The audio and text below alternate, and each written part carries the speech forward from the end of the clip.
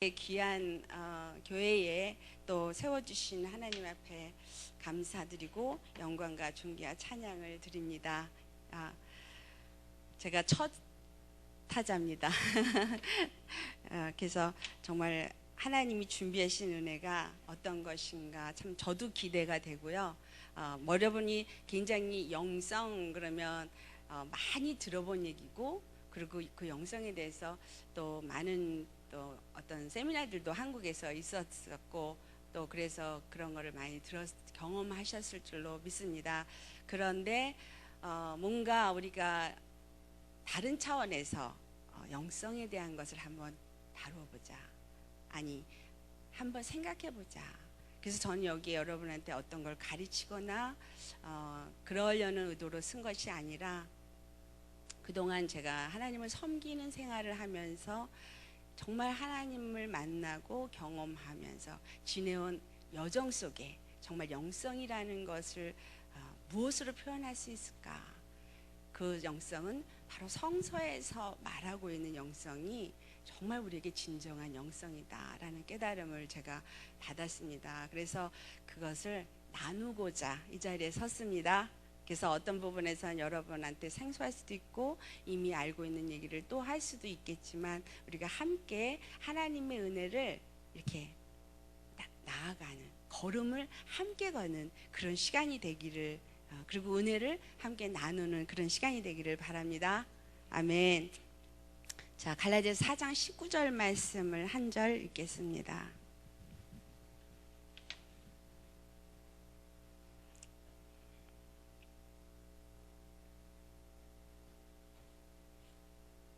갈라디아서 4장 19절 말씀 찾으셨으면 우리 한 목소리로 봉독하시도록 하겠습니다. 나의 자녀들아, 너희 속에 그리스도의 형상을 이루기까지 다시 너희를 위하여 해산하는 수고를 하노니.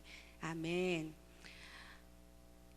사도 바울이 그리스도의 형상을 이루기까지 또 수고한다. 그래서 그리스도의 형상을 이루는 것이 무엇인가? 바로 이 영성이라는 것이, 영성 형성의 길잡이 이렇게 말을 했는데, 이 영성 형성을 이루어가는 이것이 바로 무엇인가를 지금 사도 바울이 말하고 있습니다. 다시 말하면 우리 속에 그리스도의 형상을 이루어가는 것, 이것이 바로 영성 형성이라고 성경은 말하고 있습니다. 그래서 성서에 나오는 영성이란 무엇인가? 우리가 영성을 많은 차원에서 얘기할 수 있습니다. 그래서 영성이라는 거에 대해서 우리가 말을 하려면 다른 것도 많아서 이 시간을 해도 모자랍니다. 그래서 우리는 어떤 한 포커스된 부분에서 다루면서 얘기를 나눠보자. 그래서 바로 성경에서 말하는 영성이 무엇인가? 성경은 디모데 후서 3장 15절부터 17절까지 말씀하고 있죠.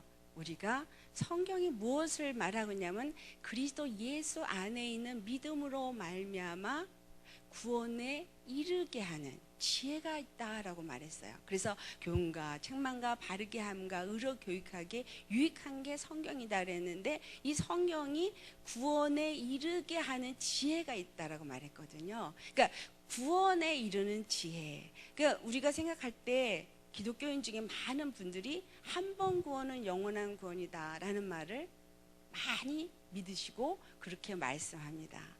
그러면 한 번 구원은 영원한 구원, 내가 예수님을 받아서 영원한 구원을 이룬 거, 오늘 내가 예수 믿어서 예수님 믿습니다, 구원 받았습니다, 그러면 우리가 다 천국에 갈 수 있고 실패하는 사람이 하나도 없었는가? 성경에서 한번 찾아보면 아니거든요. 그래서 구원을 받고 예수님을 만났지만 반드시 그 구원이 확실하게 내 것이 되도록 이루어 가야 된다는 것이 있습니다. 출애굽을 했을 때 이스라엘 백성이 20세 이상이 되는 사람이 60만 대군이라 그랬어요. 그러니까 그 60만 대군은 20세 이상의 남자를 센 숫자이고, 거기에 아이와 그 다음에 여자들까지 하면 한 200만 대군이라고 말하고 있거든요. 그런데 20세가 넘어서 출애굽을 한 그 사람들이 가나안 땅에 들어간 사람은 단 2명뿐이었었어요. 잘 아시죠? 갈렙과 여호수아. 그렇다면 구원을 받았는데 구원을 이룬 사람은 그 2명뿐이었었어요. 나머지 사람들은 어린아이로 출애굽을 했거나 아니면 광야 가운데서 태어나서 자라서 다시 가나안 땅에 들어갈 때 20세가 넘는 사람이 다시 똑같이 60만 대군이었다라고 성경에는 기록되어 있어요. 그러니까 우리는 반드시 구원을 이루어 가야 되는데 이 구원을 이루어 가는 게 바로 뭐냐면 영성을 형성해 가는 과정이다라고 말할 수 있겠습니다. 아멘. 자, 그래서 우리가 이 시간에 함께 나누어 보고 싶은 것은 정말 진정한 영성이 무엇인가, 성경적인 진정한 영성을 우리가 어떤 정의를 내려서 성경적으로 기록된 것을 말한다면 하나님과의 단절된 그 관계를 다시 회복하고 그리고 하나님과 교제하며 그리고 하나님의 영으로 인도함을 받아서 그리스도의 형상을 회복하고 그래서 하나님과 연합되어지는 것이 바로 성경에서 말하는 영성이다 라고 말할 수 있습니다. 그래서 우리가 이러한 영성을 다르게 해서 먼저 우리가 일반적으로 알고 있는 것들을 조금 또 점검을 해볼 필요가 있어서 영성의 본질이라는 것이 어떤 것들을 우리가 다룰 수 있는가, 영성의 본질이 도대체 무엇인가라고 할 것을 잠깐 한 6가지를 제가 구분해서 말씀을 드리겠어요. 이 영성의 본질, 그러면 도대체 영성이란 게 뭐냐? 그러니까 영어로 spirituality, 그러니까 spirituality라니까 이거는 뭔가 영적인 것을 말한다라는 거 알 수 있죠. 우리가 사실상 이 세상을 살고 있는데 우리가 살고 있는 이 세상은 육적인 육의 세계라고 말해요. 육체의 세계죠. 하지만 우리는 영의 세계에 살고 있습니다. 그래서 이 세상에는 보이는 세계와 보이지 않는 세계가 있어요. 성경은 그것을 말해주고 있죠. 그래서 보이지 않는 세계가 보이는 세계를 지배하고 있다는 것을 성경이 말하고 있기 때문에 우리는 사실상 보이는 세계에 살고 있지만 보이지 않는 세계 속에 사는 사람이라고 말할 수 있습니다. 그런데 보이는 세계와 보이지 않는 세계에 주인이 있다는 거예요. 보이지 않는 세계에는 바로 빛의 세계와 어둠의 세계가 있다는 것을 창세기 1장에 나타나 있어요. 창세기 1장에 하나님이 빛이 있으라. 그 빛은 여러분도 아시죠? 그 빛은 이렇게 우리가 보이는 이 빛도 아니고 밖에 있는 해, 달, 별의 빛도 아닙니다. 이 빛은 그럼 무엇입니까? 이 빛이 무엇인지를 어디서 말해요? 요한복음 1장에 설명을 해주고 있어요.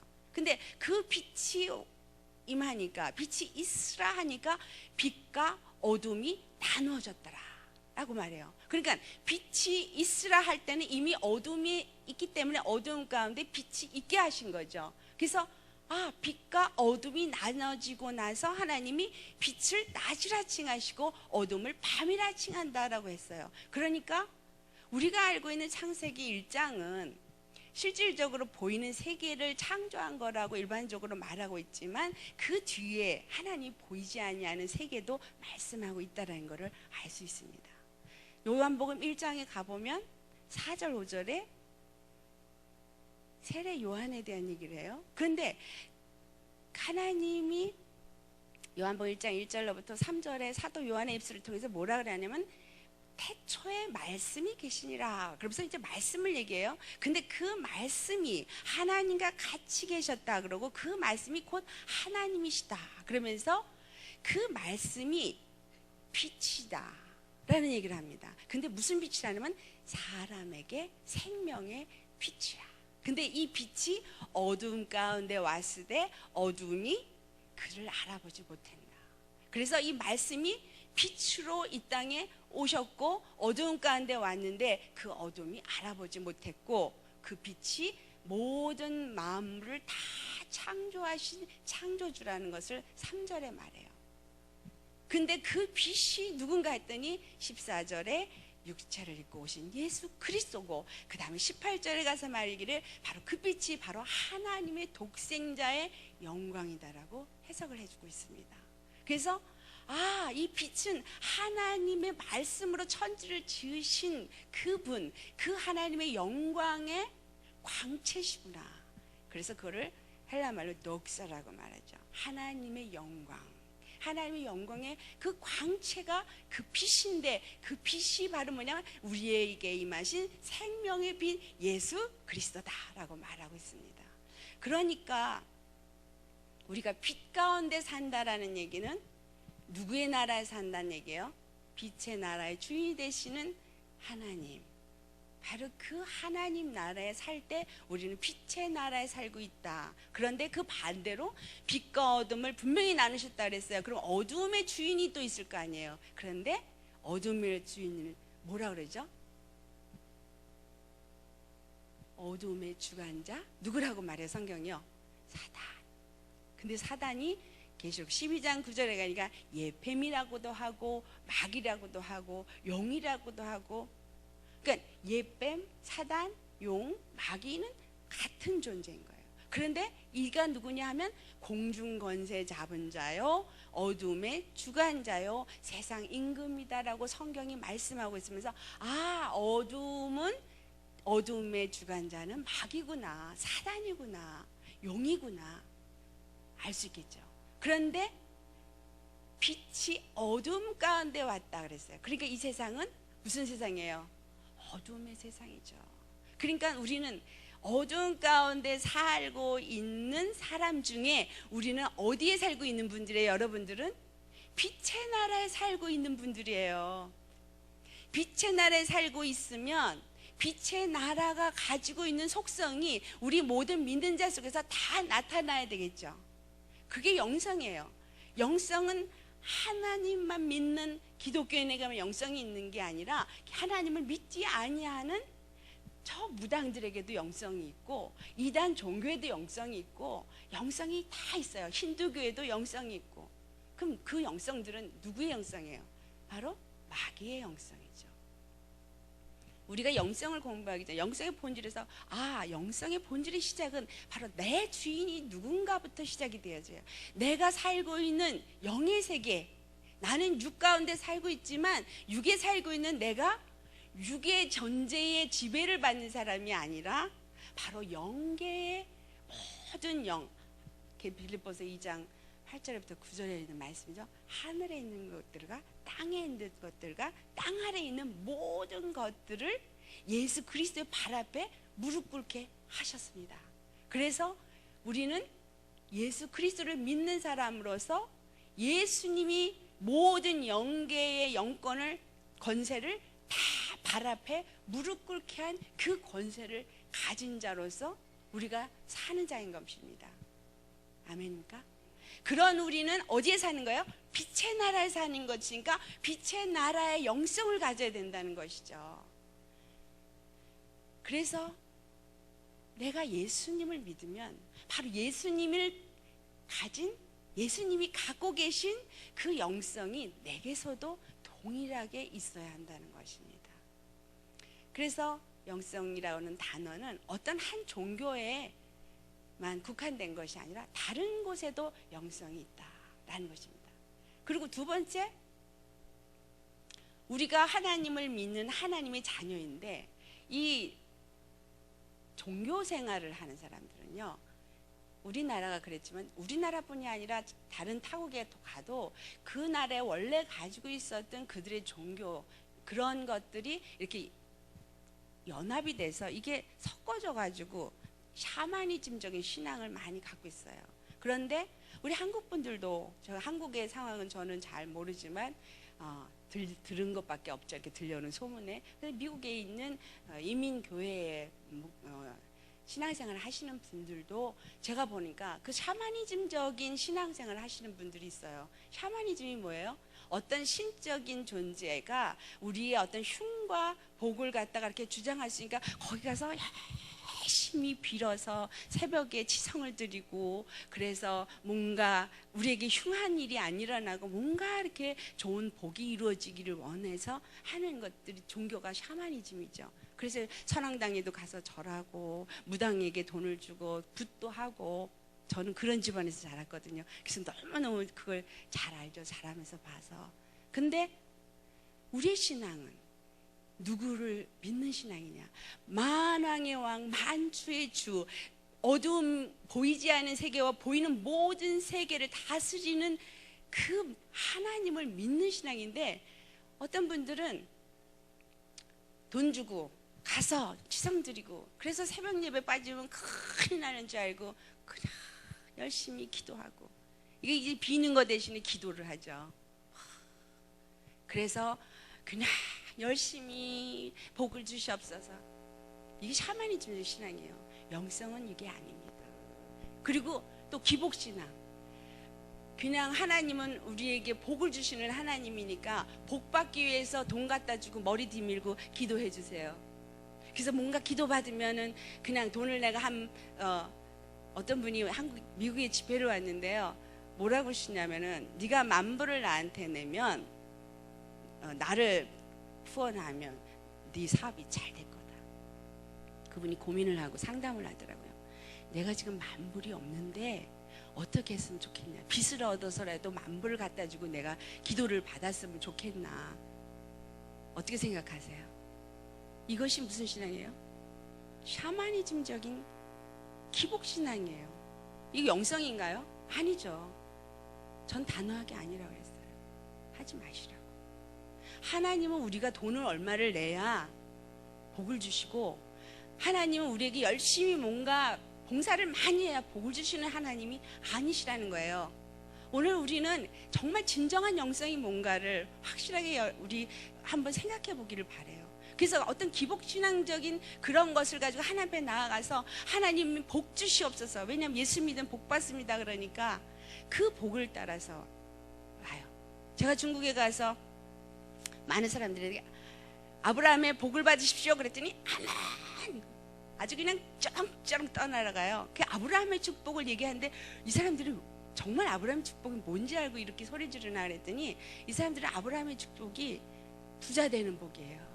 물질의 축복, 그러니까 기복신앙인 거예요. 근데 그래서 제가 그랬어요. 아브라함이 하나님 앞에 창세기 12장에 복을 받고 네가 복의 근원이 되라 그럴 때, 아브라함이 하나님께 받은 리스크, 하나님이 요구한 몇 가지 어려운 거는 생각해 보지 않았냐고 물었어요. 뭐예요? 본토, 친척, 아비 집을 떠나야 됐어요. 그 복을 받기 위해서 첫 번째 온 것이 그동안 내가 편안하게 살고 잘 정말 누렸던 그런 어떤 친척의 관계, 또 내가 누렸던 내 본토의 땅, 그 다음에 내 부모, 내 모든 식구들을 떠나야 되는 그러한 문제를 제시를 하셨단 말이에요. 그리고 그 다음에 내가 너에게 지시한 땅으로 가라. 한 번도 가보지도 않은 땅, 어떤 땅인지 아무런 인포메이션도 없는 땅, 말씀 한마디 약속 하나 딱 붙잡고 가야 돼요. 떠나는 것도 괴로운데 그 길을 가는 건 또 얼마나 두렵고 힘들겠습니까? 여러분, 저는 제 자신한테 물어요. 이런 상황이 왔을 때 정말 순종하실 수 있겠습니까? 그게 쉬운 일일까요? 그 다음에 세 번째 뭐예요? 그 모르는 길을 갔는데 거기서 정말 이 길을 가기 때문에 철저하게 하나님의 음성을 들어야지만 돼요. 하나님의 가이드를 받지 않으면 그 길을 갈 수가 없는 길입니다. 우리가 신앙생활 하면서 과연 아브라함의 축복을 받으세요? 그러면 아멘! 하지만 그 아브라함의 축복은 그 아브라함이 가서 그 땅을 가진 그것만 생각하지, 그걸 받기 위해서 그 앞에 요구되어지는 그 부분에는 관심이 없다라는 거예요. 여기서 말하는 본토, 친척, 아비 집은 내가 이제까지 편안하게 익숙해온 내 육적인 모든 삶과 모든 관계에서부터의 차단인 것입니다. 그걸 버리고 떠나야 되는 것이고, 그 다음에 알지 못하는 길을 가야 될 때는 철저하게 그 말씀의 약속만 붙잡고 그 말씀에 순종해서 가야 되는 두 번째 결단이 있어야 하고, 세 번째는 항상 하나님의 음성을 들을 수 있을 만큼 거기에 채널이 잘 맞춰져 있는 그러한 삶이 요구되는 것이라는 사실이에요. 우리가 예수 믿으면서 그 다음에 이제 영성을 이제 또 어떻게 하냐면 교회에서 열심히 봉사를 합니다. 이제 목사님이 그냥 기뻐하시는 일을 하면 내가 복을 받으리라. 그래서 봉사도 열심히 하고, 목사님 볼 땐 더 열심히 하고, 그러고서는 헌금도 열심히 내고, 그냥 예배에도 잘 참석하고, 그러면 복을 받는다고 생각해요. 그럴까요? 아닙니다. 하나님이 주시는 복은 진정한 영성이 이루어져 가는 자를 향해서 주시는 복이라는 거예요. 그래서 이 진정한 영성은 어떤 게 있어야 돼요? 반드시 말씀에 순종해야 되고, 그 다음에 성령의 도우심을 받는 믿음의 삶을 살아야지만 되는 것이라는 거죠. 그래서 봉사를 해도 무엇을 해요? 빌립보서 2장에 보면 1절로부터 나옵니다.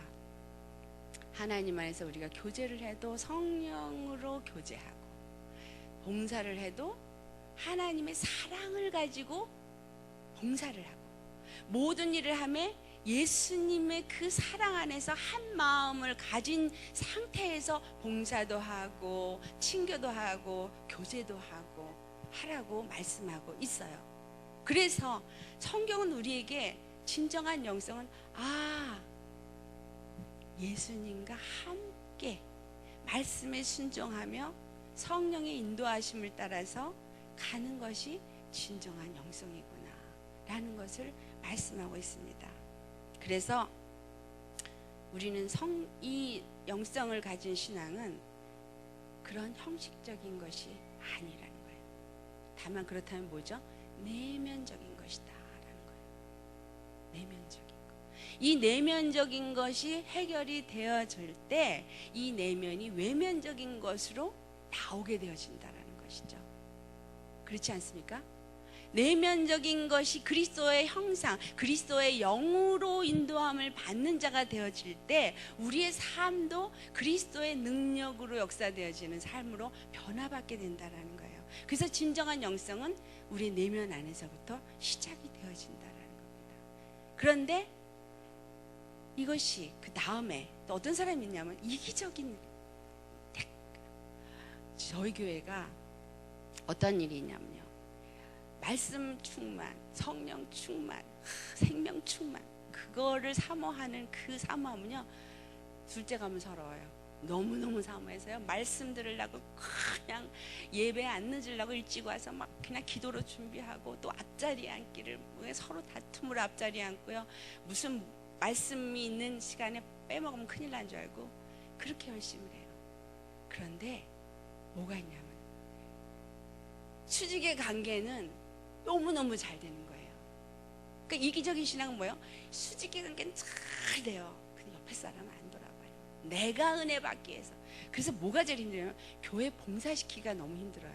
예배 시간에 예배 안 드리고 가서 애기 좀 봐주세요 그러면 다 싫어해요. 희생이라는 게 없어요. 왜? 이거 은혜 받아야 되니까.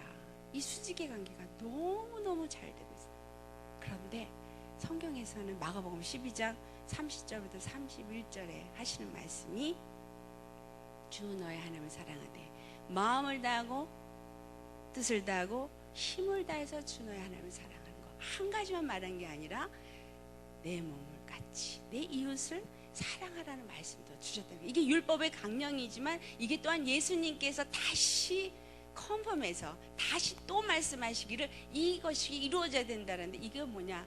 바로 예수님이 십자가의 사랑인 것입니다. 예수님이 하나님 아버지를 사랑하되 그와 같이 했기 때문에 수직의 관계가 온전히 이루어졌고, 십자가에서 우리의 죄를 사해 주심으로 말미암아 하나님과 우리 사이에 막힌 담을 해결해 주셨고, 사람과 사람 사이에 막힌 담을 해결해 주신 이 십자가의 사랑이 바로 마가복음 12장 29절부터 31절까지 하는 그 말씀을 말하고 있는 겁니다. 그래서 이것이 우리에게서도 이루어지는 것이 진정한 영성이라는 거예요. 그러니까 진정한 영성은 그러니까 뭘 얘기를 하게요? 우리 안에 십자가의 사랑이 있어야 된다. 아멘. 그러니까 영성의 본질은 그냥 뭔가 복을 받으려고 하는 것이 아니라 진정한 하나님 십자가의 영성이 내 안에서 그 사랑이 이루어질 때 하나님의 영이 내 안에 임하시고 그 영이 나를 인도하시고 그래서 그 말씀에 순종하면서 성령님과 함께 동행하는 걸음을 걷는 것이 진정한 영성의 삶이라는 것을 성경이 말씀하고 있어요. 그래서 우리가 수직의 관계, 이 신앙에 빠지는 사람들이 거의 대다수입니다. 여러분, 주위의 영혼들을 사랑하란 말은 설교는 너무너무 많이 들으시죠. 사랑하라고 설교도 너무너무 많이 합니다. 그리고 그것이 예수님이 주신 계명, 새 계명이라고까지 합니다. 근데 여러분 사랑하실 수 있습니까? 원수를 사랑할 수 있으세요? 여러분은 날마다 괴롭히는 사람 사랑할 수 있으세요? 사랑이 쉬웠던가요? 어렵습니다. 하나님의 영이 내 안에 오셔서 나를 변화시키기 전에는 어렵습니다. 그리고 또 한 가지, 이 지나친 영성을 따라가다 보니까 영성 막 그런 어떤 기름 부음, 어떤 은사 이런 거를 생각해서 따라가다 보니까 뭐가 잊어버리냐면 십자가의 은혜가 없어서 그래요. 우리는 예수 믿는 그 순간부터 예수님 앞에 가는 그날까지 단 한 번도 잊어버리지 말아야 될 것이 내가 받은 십자가의 은혜입니다. 내가 그 십자가의 은혜가 아니라면 우리는 예수님 앞에 갈 수가 없습니다. 어떤 분이 그런 얘기를 하더라고요. 전에는 그 은혜, 십자가 은혜 그럼 눈물도 많이 나는데요. 이제는 그냥 그렇지. 그리고 그런 옛날에 그런 은혜가 안 와요. 왜 그럴까요?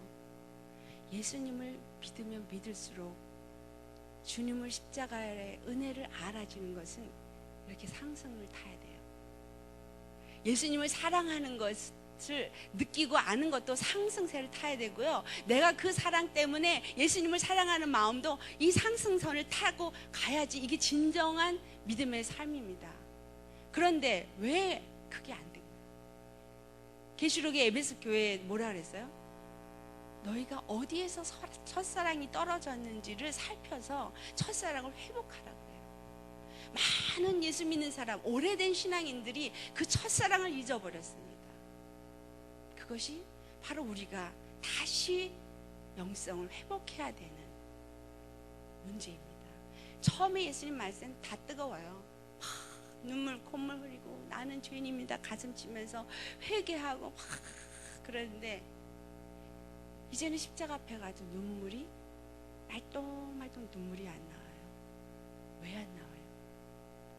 심령이 문둥병이 걸려서, 심령에 문둥병이 걸려서 내 살이 어디가 썩어가는지, 영적으로 내가 어디가 문제가 있는지를 인식하지 못하고 있는 건 거예요. 그래서 내가 지금 곰팡이가 들어가고 있고 내가 영적으로 지금 점점 소멸돼 가고 있고, 기도도 정말 깊은 곳에서부터 하나님과 교제하는 기도도 안 나오고, 그러니까 집회라면 가서 그냥 머리 대밀고 뭔가 은혜를 받고자 해서 막 하는데 갔다가 나와도 컬컬하고 기도도 안 되고 성경을 읽으면 잠만 오고 말씀을 들어도 그게 가슴을 울리지를 않는 이러한 영적인 문둥병에 걸린 분들이 너무나 많이 있습니다. 보여지는 거는 판단되어지는 것만 보이고 비판되어지는 것만 보여서 그것 때문에 내 심령이 힘들고 어렵고, 하나님의 은혜 안에서 십자가의 은혜를 전에는 감동으로 눈물을 흘렸던 것들이 이루어지지 않는 것, 왜 그럴까요? 주님 안에서 그 기독교의 기본 본질이, 그 개념이 없어져 버린 거예요. 십자가의 은혜가 없어져 버린 거예요. 예수님 안에서 우리가 이 은혜를, 정말 하나님 안에서 은혜를 전에는 받았는데 지금 내가 받지 않고 있다면 나는 떨어진 자입니다. 과일이 맺혀질 때 끝까지 알곡으로 잘 익은 것만 따서 상품의 가치가 있습니다. 중간에 썩어 떨어지는 탁슈는 상품의 가치가 없어서 그냥 버려지고 썩어지게 되어 있습니다. 예수님을 내가 언제 믿었는가가 중요한 게 아니라 내가 날마다 은혜 속으로 가고 있고 날마다 그 은혜가 깊어지고 있고 날마다 주님을 만나는 생활을 하고 있느냐 아니냐가 중요한 것입니다.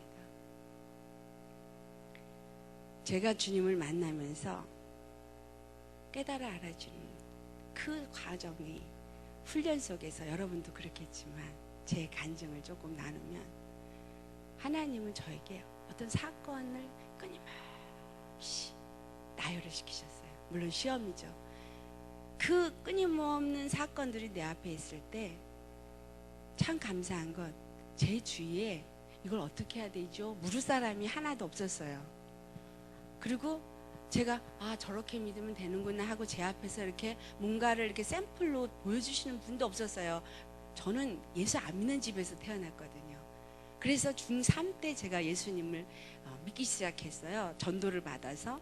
그런데 왜 교회를 가냐면 이 마음에 어려서부터 뭔가 저 교회는 가보고 싶은데 아무도 나한테 교회를 가자 소리를 안 해서 못 갔는데 누가 교회 오래니까 이제 가기 시작한 거예요. 그런데 그분이 저한테 전도를 하면서 예수님이 이 땅에 오셨는데 나를 위해서 처녀의 몸에서 태어났다. 이것도 안 믿어지죠.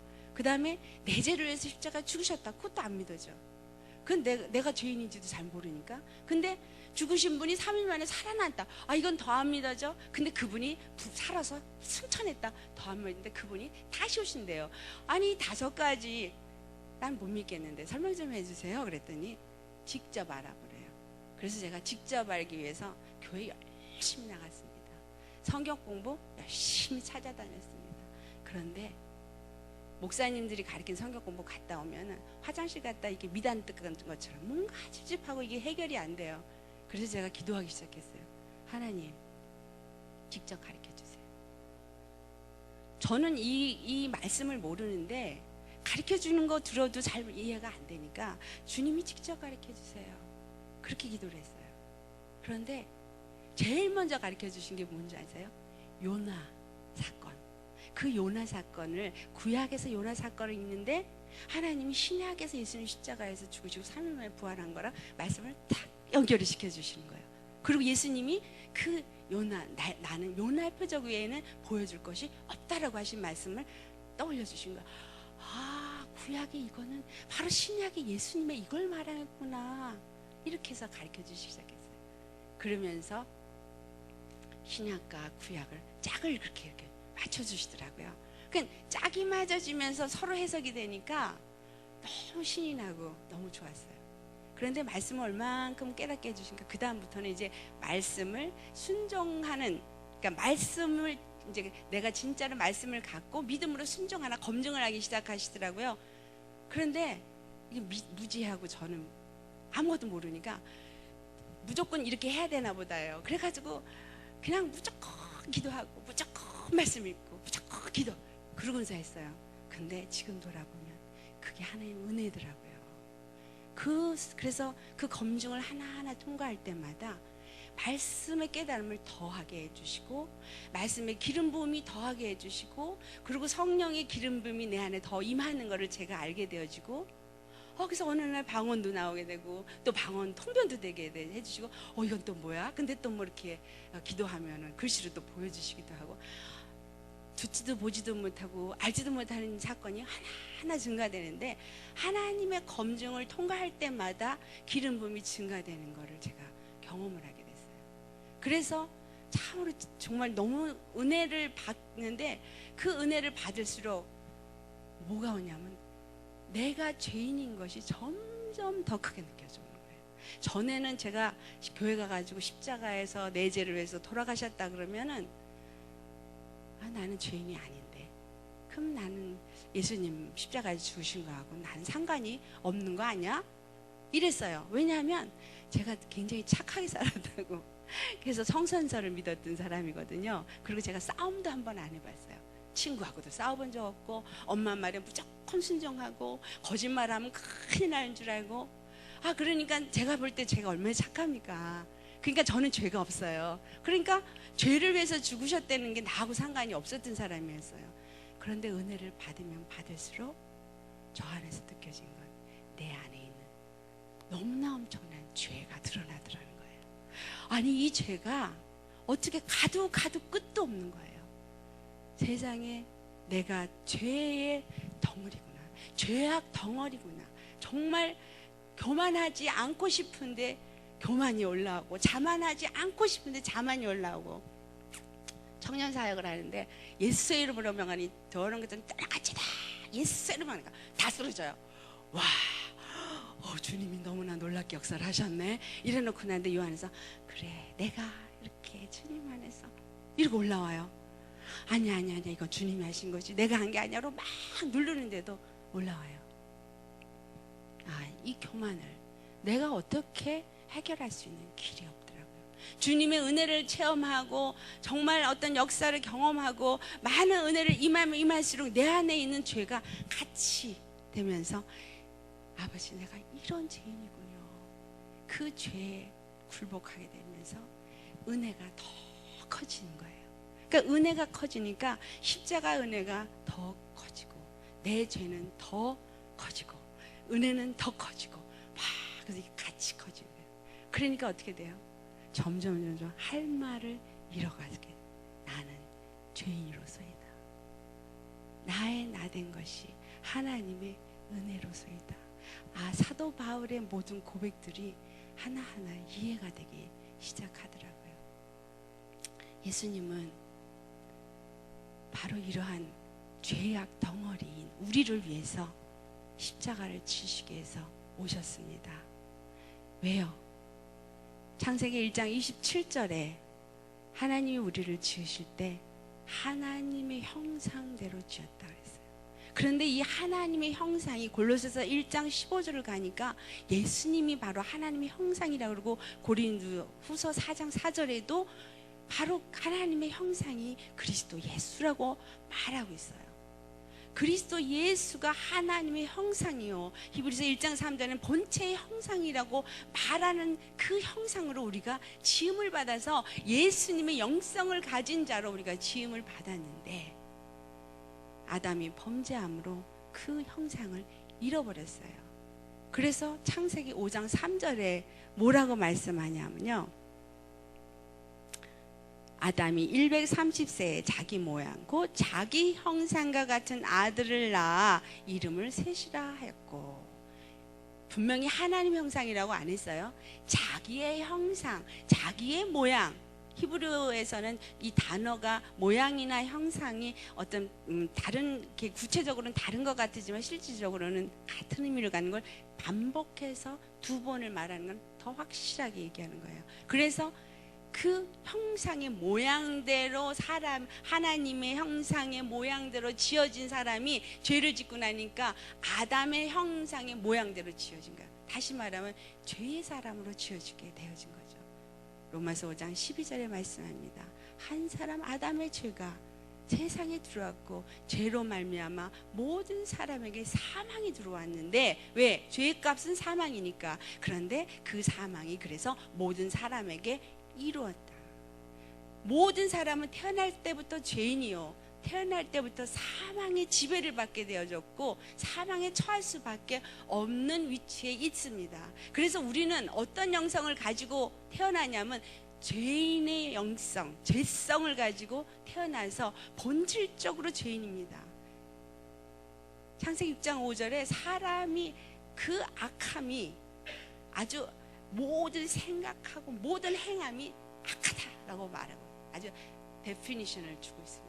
사람의 모든 생각하는 것이 악하고 모든 생각이 악하기 때문에 사람에게서 나오는 그 어떤 것도 거룩할 수가 없습니다. 그러니까는 하나님은 우리 안에 있는 우리 사람이 가진 죄성으로 나온 모든 생각, 모든 마음가짐, 모든 행동은 다 없어져야지 된다라는 것입니다.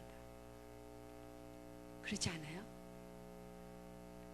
그거에 대해서 골로새 3장 5절에 말하고 있고 에베소 2장 1절부터 3절에도 말해요. 우리가 공중권세 잡은 자, 그 불순종하는 자들 가운데 역사하는 영을 따라서 살았던 자들이었다라고 말하고 있어요. 그러한 우리들, 정말 모든 생각과 마음이 그 패악하고 악으로 가득한 우리들을 어떻게 해야지만 하나님의 형상을 회복하냐면 바로 그 형상이 되시는 예수님이 오셔서 그 죄를 없이 하시고 우리로 하여금 예수 그리스도 안에서 다시 잃어버린 그 형상을 입게 만들어 주셨다는 사실이에요. 이것이 영성 형성의 회복입니다. 영성 형성의 회복은 그러니까 누구로만 가능하다 그러는 거예요? 예수 그리스도로만 가능한 것입니다. 예수 그리스도로만 가능하기 때문에 예수 외에는 다른 이름을 우리에게 구원의 이름으로 주신 것이 없다라고 말하는 것이죠. 그러면 예수 그리스도의 영성으로 내가 영성이 회복되어지려면 어떻게 해야 돼요? 육의 내가 그대로 갖고 있으면서 회복이 됩니까? 예수님 믿습니다 한다고 외친다고 회복이 됩니까? 아니죠. 로마서 6장 4절부터 7절에 말해요. 뭐라고 말해요? 예수 그리스도의 죽으심을 본받아 연합해서 우리가 예수님과 함께 장사되어지고, 그렇게 말해요. 장사되어진다는 얘기는 죽은 거죠. 여러분 죽으셨어요? 예수님과 함께 연합되어서 그분이 십자가에 죽으심에 여러분도 죽으셔서 십자가에 못 박히셨나요? 그리고 그 다음에 예수님이 부활하심을 본받아 연합한 자가 돼서 우리가 그 부활 생명에 연합한 자가 되어질 때 그때부터 우리는 새 생명 가운데 사는 자가 되어진다라고 말하고 있습니다. 새 생명, 이전의 생명이 아닌 새 생명, 바로 예수 그리스도 안에 있는 그 부활 생명으로 사는 자가 되어진 자가 믿는 자라고 말합니다. 그래서 예수님의 생명을 가진 자는 산 자라고 말하고 예수님의 생명을 갖지 않은 자는 죽은 자라고 성경은 말씀하고 있어요. 그래서 예수님이 그 형상을 회복했기 때문에 우리는 예수님을 믿음으로 예수님 안으로 들어가야 돼요. 근데 믿습니다 하는 그 믿음이 어디에 있다고 성경이 말하냐면 그리스도 예수 안에 있는 믿음으로 말미암아, 그렇게 얘기해요. 그리스도 예수 안에 있는 믿음이에요. 그러니까 믿음이 예수 그리스도 밖에 있는 것이 아니라 믿음은 예수 그리스도 안에 있는데, 예수 그리스도 안에 있다라는 이 말은 십자가에서 달리신 예수님 그 십자가의 도를 믿을 때 우리가 믿음이 있는 자이기 때문입니다. 그래서 우리는 예수님이 십자가의 도를 믿고 내가 그 십자가의 죽음에 연합해져서 그분을 믿을 때 내가 죽어져야 내 영성이 회복된다라는 거예요. 영적으로는 예수님을 믿도록 성령님이 내 안에 오셔서 영접하게 했지만 구원을 이루어 간다라고 말한 것처럼 내 혼적인 부분은 아직도 무슨 영성을 갖고 있어요?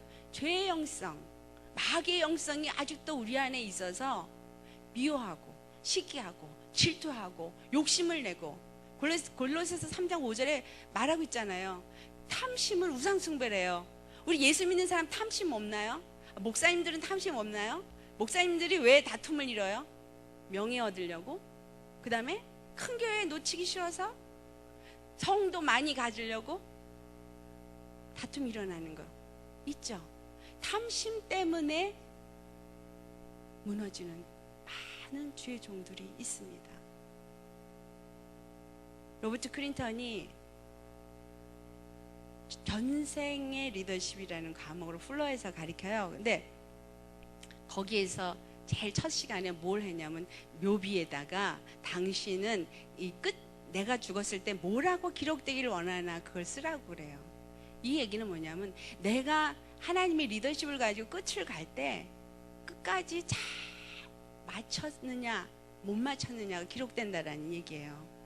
그런데 거기서 제일 장애되는 7가지를 얘기를 하는데 그 7가지 장애에서 제일 문제가 돈이에요. 돈. 명예, 그 다음에 성적인 문제, 그 다음에 내 안에 있는 상처, 그런 것들이 제시가 되어져. 경제적인 문제, 가족, 자녀, 이런 문제들. 그래서 그걸 제시를 하는데 제일 문제가 돈인 거예요. 이게 뭐에서 온 거예요? 탐심에서 온 거잖아요. 그러니까 예수 안 믿나요, 그분이? 예수님 믿죠. 근데 예수님 믿는데 이 탐심을 다루지 못하니까 뭐가 돼요? 리더십이 무너지게 되는 거죠.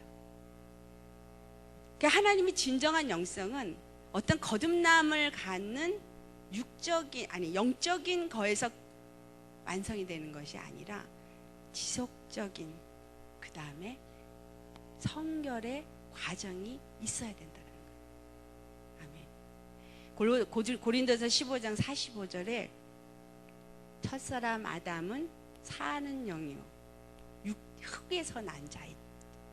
그렇지만 마지막 아담은 살려주는 영으로서 하늘에서 내려왔다. 그래서 근데 두 아담을 말해요.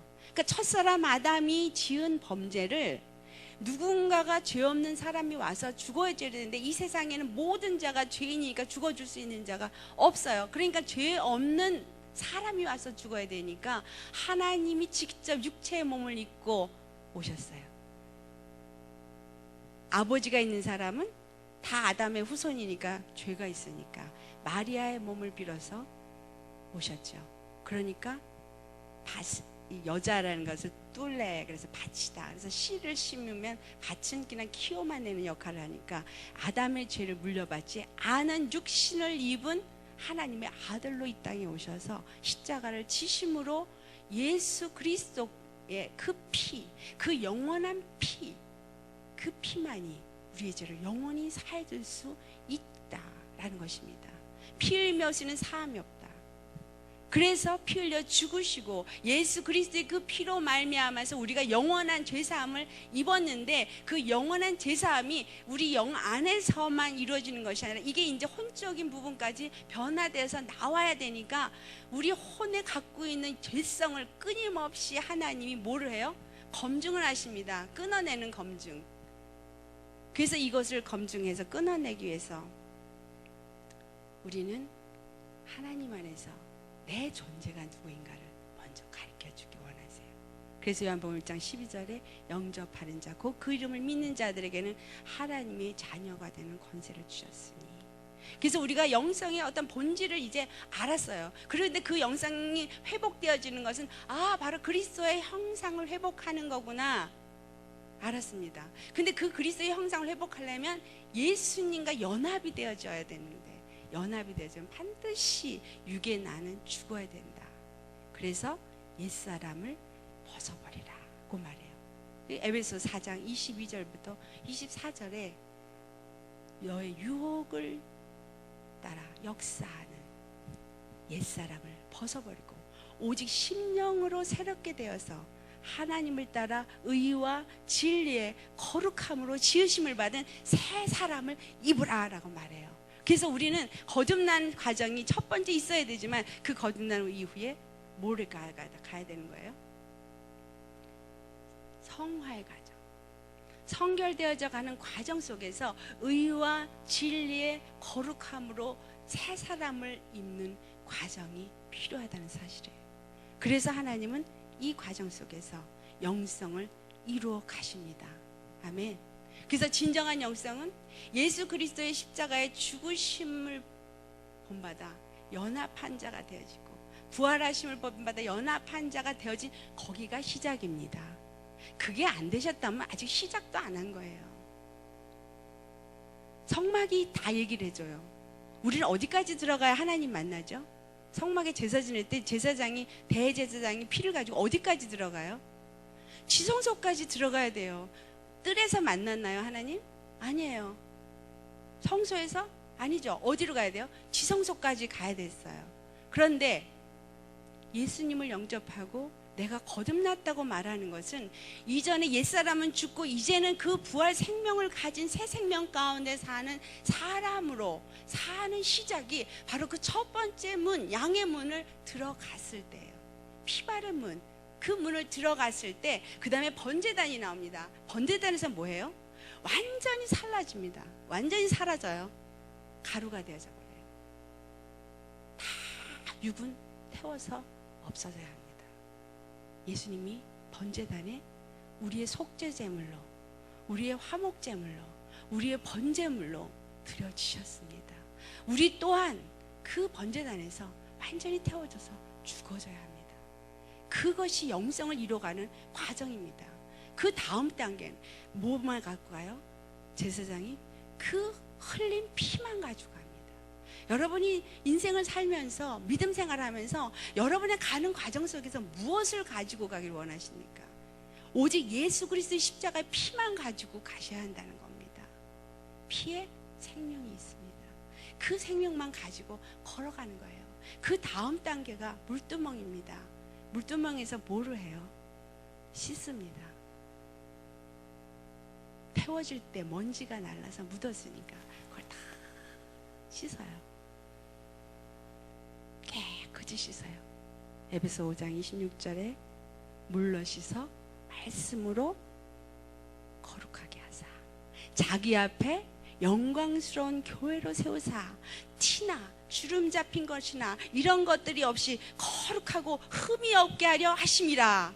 하나님의 영성은 바로 그분 앞에 거룩한 교회로, 티 없는 교회로, 영광스러운 교회로 세워지는 것입니다.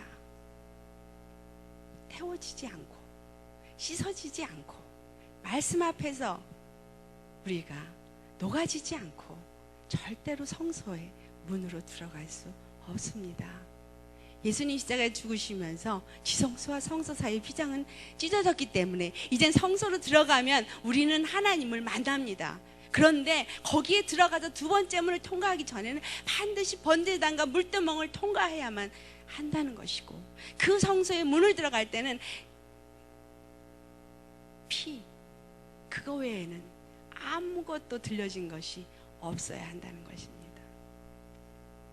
우리 믿는 사람의 걸음걸음 속에는 예수님의 보혈만 있어야 합니다. 예수님의 십자가의 은혜만 있어야 합니다. 예수님의 십자가의 그 보혈의 능력만 있어야 합니다. 나라는 존재는 나타나면 안 됩니다. 주의 종이십니까? 그리스도의 일꾼이 되기 원하십니까? 그러면 나는 없어야 합니다. 내가 나타나고 내가 뭔가를 하려고 하고 내가 뭔가 인정받으려고 내가 뭔가 칭찬받으려고 하면 그건 영성이 이루어지는 것이 아니라 아직도 나는 번제단에 태워져 있지 않기 때문에 양의 문은 들어왔을지 모르지만 번제단도 통과하지 않은 상태라는 겁니다.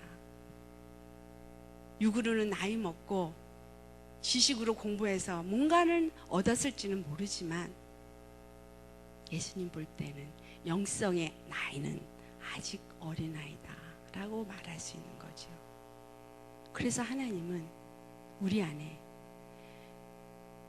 성령의 능력의 기름 부음을 주시기 원하는데, 그 성령의 기름 부음 능력은 어디로부터 오냐 하면은 십자가의 죽음만큼 옵니다. 말씀이 지배한 만큼 오게 되어져 있습니다. 내 생각과 마음이 하나님의 말씀에 지배된 만큼 영성이 개발되어진 것이고, 그만큼 성령의 기름 부음이 임합니다. 하나님의 외적인 성령의 은사는 임합니다. 기름 부음 임합니다. 그런데 그것이 얼마 안 가서 없어져요. 왜 그럴까? 내 안에 온전히 좌정하시고 나를 지배할 만큼 내가 말씀의 지배를 받지 않기 때문이고, 예수님의 영으로 지배받는 영성을 갖고 있지 않기 때문에 그 영성의 능력이 나타나지 않는 겁니다. 하나님의 생명은 무궁한 생명의 능력이라고 말씀했어요. 그 생명의 능력은 하늘과 땅의 모든 땅 아래에 있는 권세까지도 무릎 꿇은 권세입니다. 여러분, 그 권세 가지신 거 믿으십니까? 그 권세를 가지셨다면 권세가 나타나야 되지 않겠습니까? 그런데 마지막 때는 사단도 똑같이 이적과 표적을 일으킨다 그랬어요.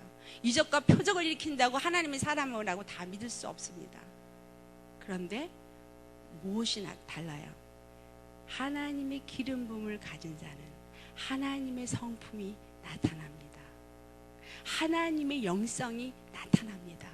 우리는 예수님의 영성이 나타나는 믿음의 사람이 되어지기 위해서 오늘도 이 자리에 오신 겁니다.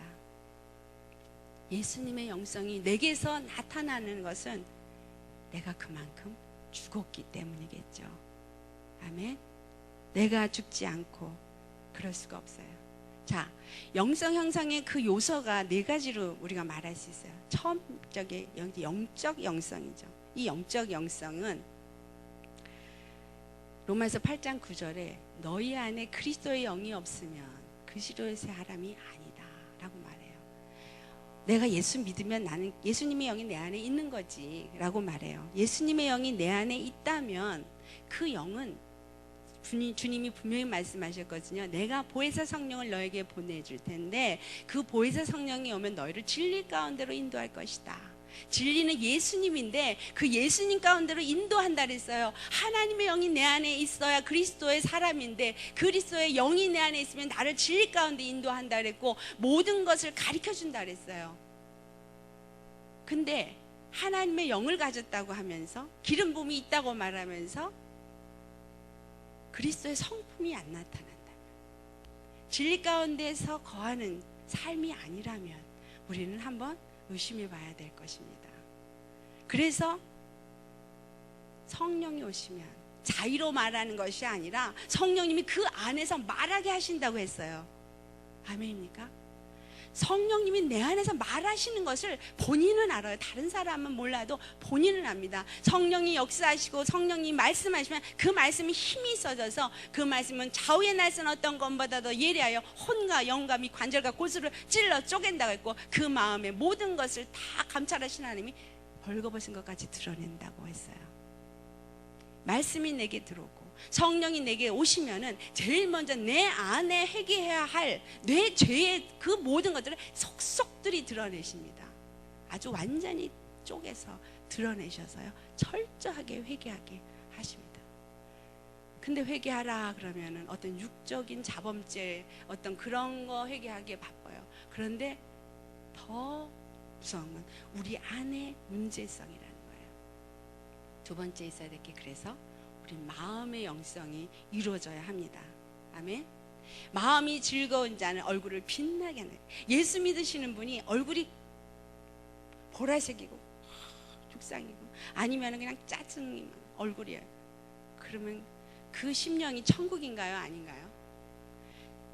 분명히 예수님을 믿으면 하나님의 나라가 저기 있다 여기 있다 하지 마라. 네 안에 있다. 천국이 내 안에 있기 때문에 샬렘 왕, 평강의 왕이 내 안에 계시기 때문에 나는 천국이 이루어지고 빛의 나라가 내 안에 임하여지고 예수님과 함께하는 사람인데 어떻게 심령에 천국이 이루어지지 않아서 이게 올랐다 내려갔다 이럴 수가 있겠어요?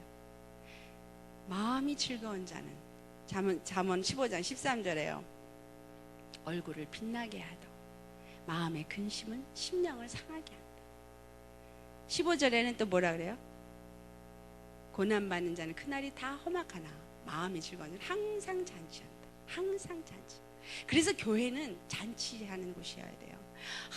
집사님, 권사님, 할렐루야, 예수님이 너무 좋아요. 예수님의 사랑이 너무 좋아요. 난 지난 주간에 예수님을 이렇게 만나서 이런 경험을 해서 얼마나 좋으신지 할렐루야, 할렐루야. 그 우리의 교제가 어떻게 돼요? 성령 안에서 교제가 되죠. 예배 드릴 땐 할렐루야, 주님 찬양합니다. 오, 할렐루야. 그 말 한마디 한마디 은혜가 넘쳐서 막 차는. 이게 뭐예요? 심령의 하나님의 영이 그 안에서 춤을 추니까. 성령의 사람끼리 만나면요 처음 만났는데도 얼마나 사랑스럽고 얼마나 좋은지 늘 만났던 사람 같아요. 그게 왜? 성령 안에서 하나이니까. 그래서 노하기를 더디하는 자는 용사보다 낫고 자기 마음을 다스리는 자는 성을 빼앗는 자보다 낫다 그랬어요. 심령이 상하면은 그걸 아무도 다시 회복시킬 수 없다 그랬어요. 그래서 우리는 뭐예요? 마음의 영성이 이루어져야 돼요. 마태복음 15장 19절부터 20절에 우리 마음이 어떤지를 얘기하고 있거든요. 마음이 어떻다 그래요? 마음에 더러운 게 나오는데 마음에서 나오는 것은 악한 생각, 살인, 간음, 음란, 도적질, 거짓 증거, 회방 이런 것들이 나온다는 거예요. 이게 뭐예요? 가나안의 7 족속이에요. 가나안의 족속을 다 내어 쫓아야지 안 내쫓으면 그것들이 네 올무에 채찍이 된다라고 말했어요. 우리 안에 이 가나안 족속 같은 죄성, 원래 내 이 천국 땅에 있었던 원래는 우리 형상이 하나님의 형상이잖아요. 근데 여기 뭐가 들어왔어요? 다른 족속이 들어와서 자리를 잡고 터를 잡고 집을 짓고 성을 짓고 완고하게 세워져 있어서 그 완고한 성이 무너뜨리기도 어렵고 그렇게 되어 있어요. 그런데 이 성을 다 무너뜨리라 그래요. 여호수아가 일으킨 전쟁이 그겁니다. 그들이 그것을 다 내어쫓지 못했기 때문에 훗날에 어떤 일이 있어요? 이방인들이 섬겼던 신들을 결국은 그들이 섬기게 되었습니다. 그래서 예루살렘이 무너졌고 바벨론으로 끌려가는 사건이 생겼죠. 우리 안에 있는 그래서 죄성을 하나님은 다 끊어내시고 완전히 진멸시키기를 원하신다라는 사실이에요.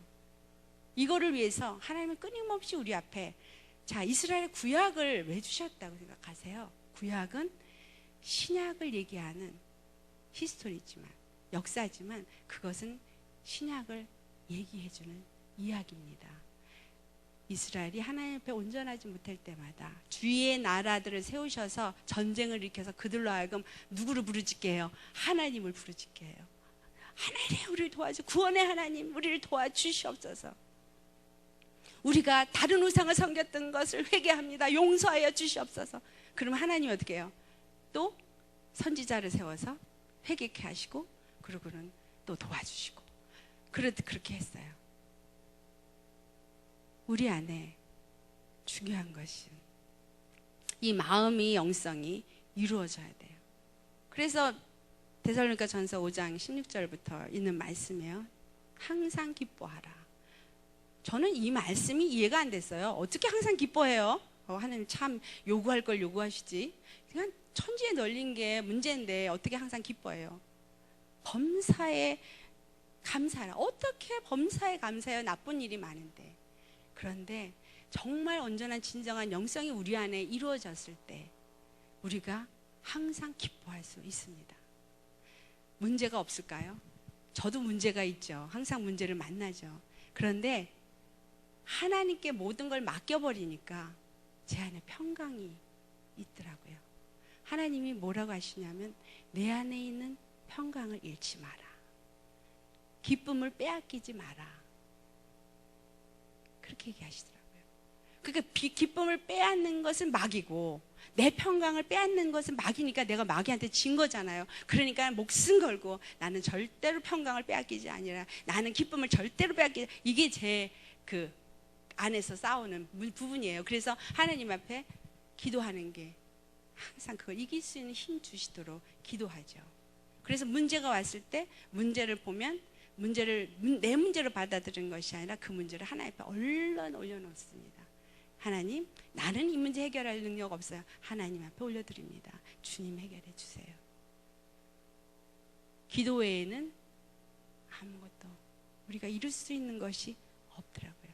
그래서 내 마음의 영성이 이루어지는 것은 디모데전서 4장 5절에 한 것처럼 말씀과 기도로 거룩해진다 그랬거든요. 그러니까 말씀 붙잡고 기도로 뚫고 나가니까 하나님의 검증을 통과하게 되어지고 기름 부음이 임하시고 그러고 나니까 원수도 사랑할 수 있는 경험도 하게 해주시더라고요. 할렐루야. 그래서 점점 어떤 걸 오냐면요, 자유함. 복음은 자유하다 그랬는데 자유하지 못했어요. 그런데 복음 안에서 자유함이 이런 거구나. 정말 자유하니까 정말 너무너무 편하네요. 그리고 그냥 기도하면 되니까. 그래서 진정한 하나님의 복음을 가질 때 자유함이 온다라는 거를 알게 되었고, 정말 내가 누리는 자유함, 이 자유함을 주시기 위해서 예수님 십자가에 죽으시고 부활하셨구나. 그리고 나도 전해야 될 게 바로 자유함을 얻으십시오. 그죠? 영어로 freedom, 외국 집회 가면 freedom 이러 외치면서 막 소리를 지르고 나팔을 빡 부르면서 막 프리덤을 막 외쳐요. 그럼 막 사람들이 와 프리덤. 근데 외치고 나서 프리덤을 안 하면 무슨 소용이 있습니까?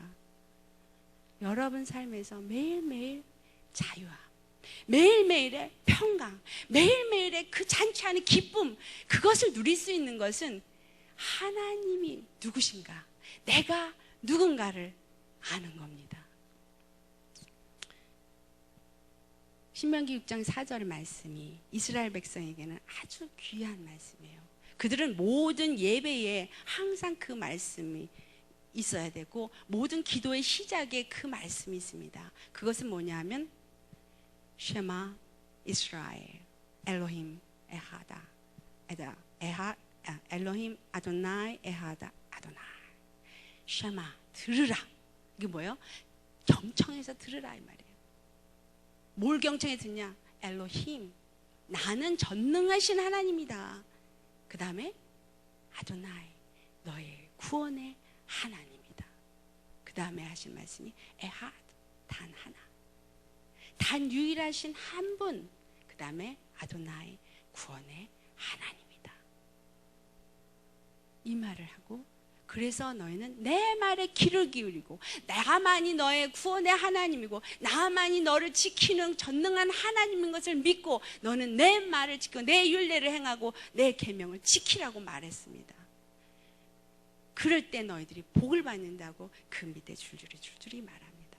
이 사람들이 이거를 이렇게 스크롤해서 만들어가지고 여기다가 묶고 대문에 붙이고 손목에 묶고 합니다. 그러고는 그릇에도 샤마를 글씨를 써놓습니다. 그들이 예배할 때 하는 로브 밑에도 그거를 기억하게 하는 파란 쇠를 답니다. 그들은 항상 하나님이 기억하게 한 건 뭐야? 나는 쉐마, 너의 아도나이, 엘로힘 아도나이, 에하드 아도나이.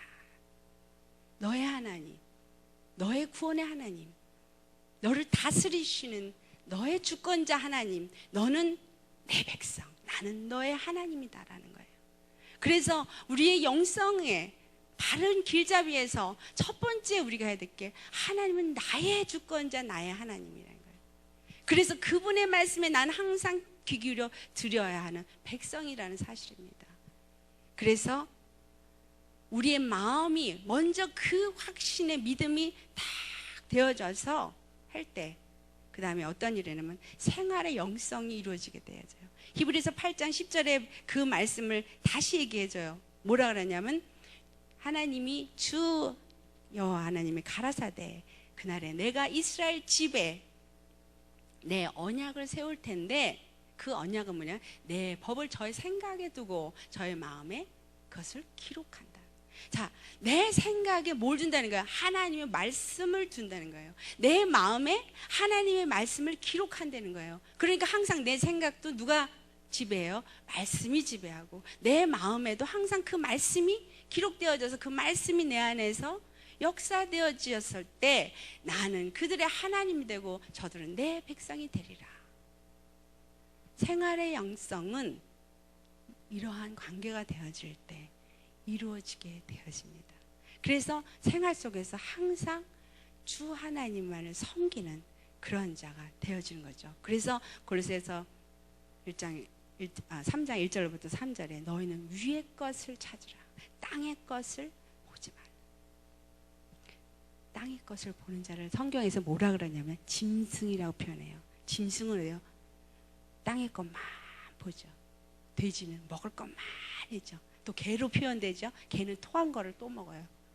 회개해놓고 또 그 짓 또 하고.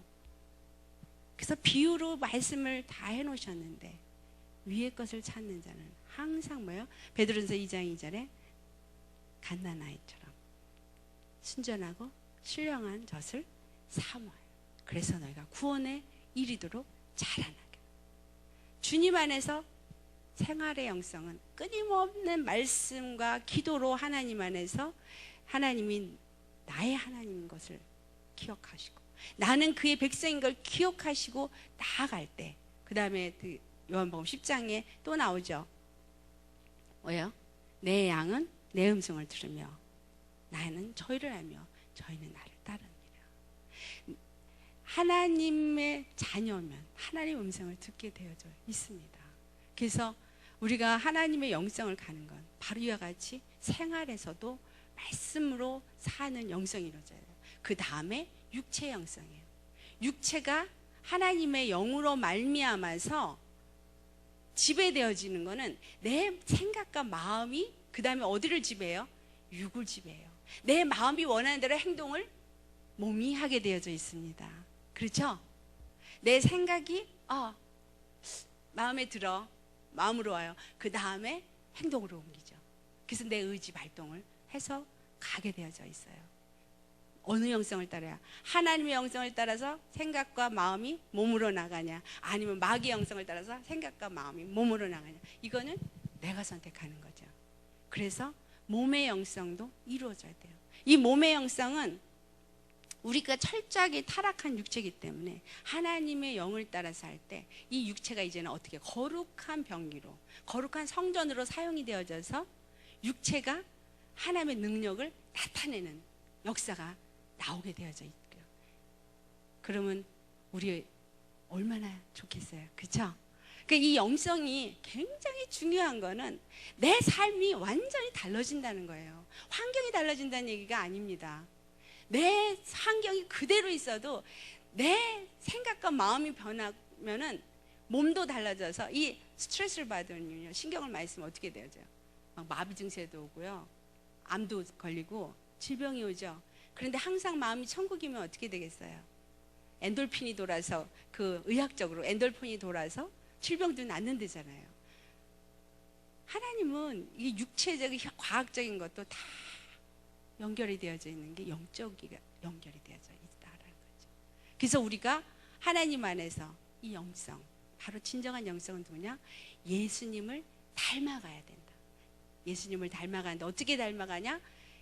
내가 십자가에 예수님과 함께 죽고 예수님과 함께 연합이 되어져서 이제는 그 새 생명, 부활의 생명으로 사는 자로 가는 삶을 사는데, 그 걸음 하나하나가 성령의 인도함을 받고, 그래서 말씀에 순종하며, 그리고 주님의 이끌림을 받아서 모든 하나님의 검증하시는 사건이 내 앞에 있을지라도 하나님의 약속의 말씀을 붙잡고 끝까지 갈 때 그 모든 것에서 하나님의 능력의 역사가 나타나게 되어진다라는 것입니다.